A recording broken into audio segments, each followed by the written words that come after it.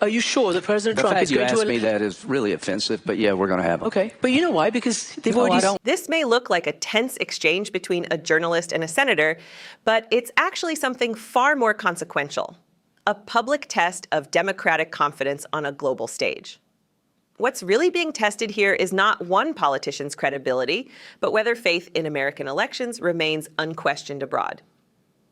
When the stability of U.S. elections becomes a topic of debate at an international security conference, this raises broader questions about institutional trust, constitutional continuity, and America's global standing. In this video, we'll break down why that moment matters, what it signals about political polarization, and how perceptions of democratic strength shape U.S. influence worldwide. You know what? That's a great question that I'm going to put you on. I'm going to put you on the spot, Senator, and ask you a question about American elections.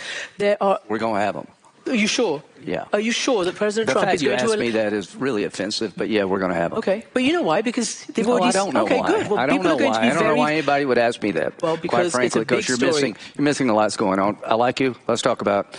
but you can convince everybody, you can assure Americans and others that it will go I can assure as usual. that only people worried about us not having elections, you can put in a phone booth. Okay. We're going to have Good. an election. Glad to hear it. And you know what? Republicans could win. We've got to up our game. Right now, it looks like we'll lose the House, maybe keep the Senate. Then in 28, we'll have another election, and we'll have another one, and another one, another one. God willing. Now, here's what, go back in time. If you could go back in time to Munich, what would you have done differently? You wouldn't have done the deal peace in our time. I think about this a lot.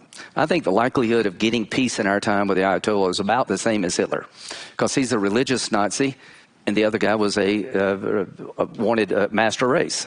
You can't accommodate Putin because he wants all of Ukraine. You might work a deal with China, but you got to know who your adversary is. Your adversary is a religious fanatic that dying is first prize. So if I could go back in time, I'd tell people Hitler actually meant it. He wrote a book, let's kill all the Jews. Every day they say things that they mean.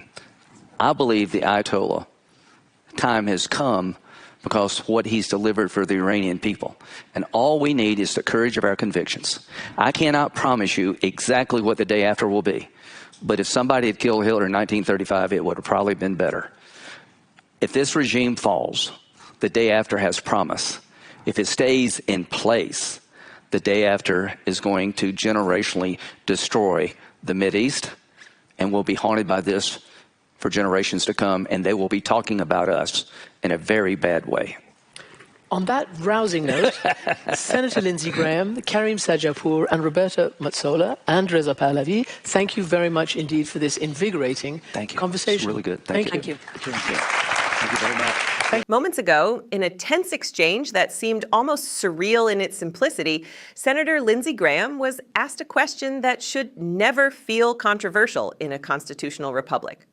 Will the United States have elections? The question lingered in the air for only seconds. We're going to have them, he answered. Are you sure? Came the follow-up, yeah.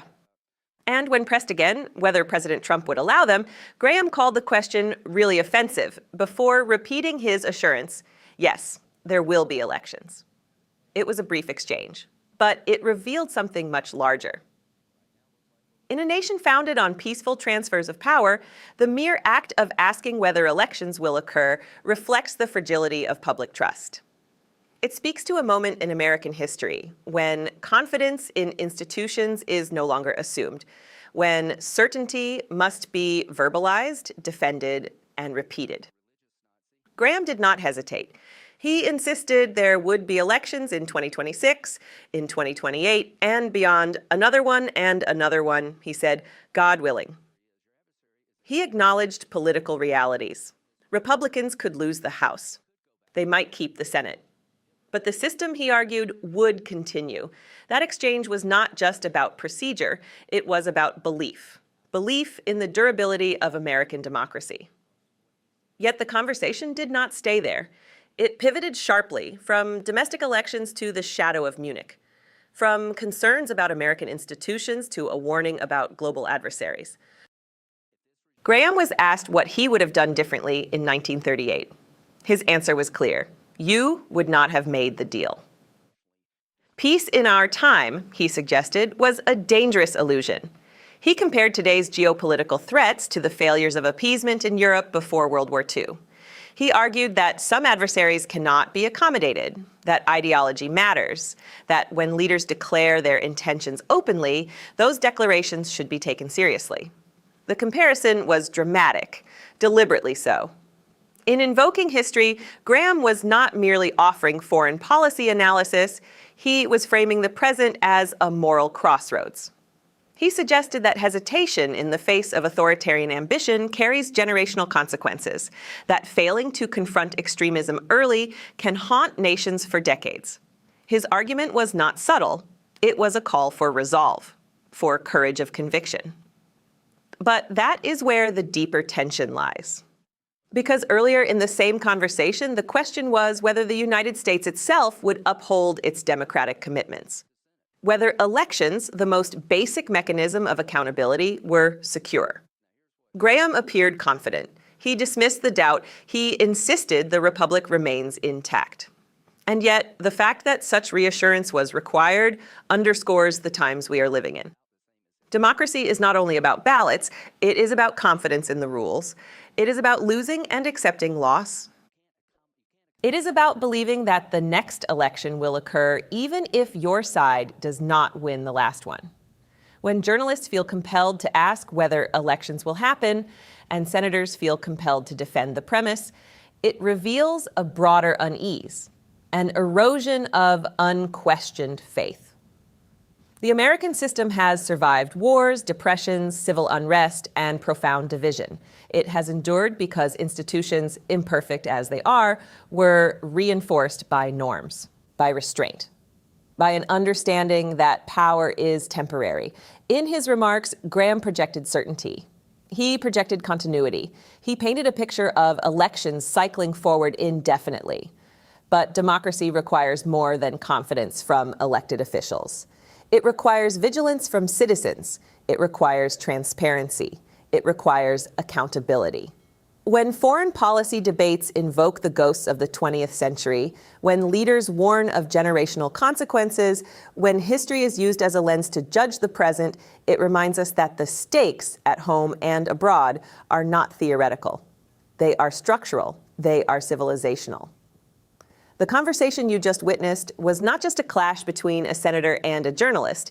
It was a snapshot of an era defined by tension between confidence and doubt, between institutional continuity and institutional strain, between warnings of external threats and questions about internal resilience. We are told elections will happen, that the system will endure, that cycles of power will continue, that political parties may win or lose, but the framework remains. History teaches us that republics survive not because leaders insist they will, but because citizens demand they do. The strength of the American experiment has never been guaranteed. It has been earned again and again through participation, scrutiny, and engagement, through debate that is uncomfortable, through questions that may feel offensive, through the refusal to take permanence for granted. Tonight's exchange forces a simple reflection. Democracy is not sustained by assumption. It is sustained by action. As global tensions rise and domestic divisions persist, the measure of American leadership will not only be how it confronts adversaries abroad, but how it safeguards legitimacy at home.